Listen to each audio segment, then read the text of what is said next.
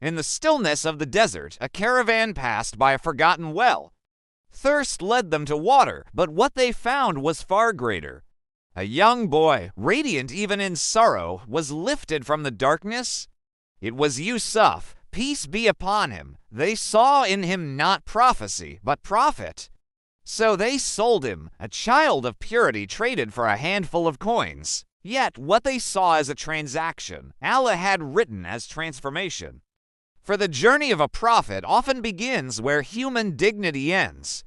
Yusuf was taken to Egypt, the heart of civilization, where destiny awaited in silence. There, a noble man known as Al-Aziz saw in the boy something more than servitude.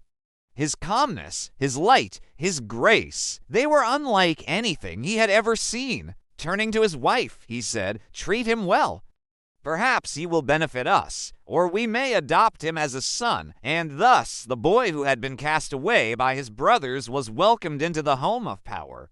This is the divine paradox, how Allah elevates the fallen, and how every loss carries a hidden purpose.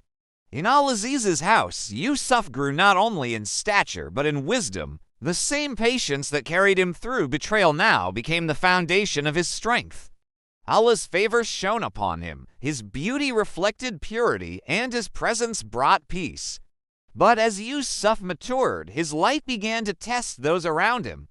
Zuleika, the wife of Al-Aziz, found herself captivated, not merely by appearance, but by a radiance that came from faith itself. Her desire would soon ignite a trial that would shape the next chapter of Yusuf's destiny. Philosophically, Yusuf's story here teaches us something timeless, that every captivity is a classroom.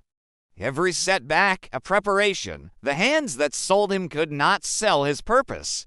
The chains they placed could not bind his soul. For the believer, even in slavery, there is freedom, freedom in faith, freedom in patience, freedom in knowing that Allah's plan is never lost, even when you are. Thank you for watching.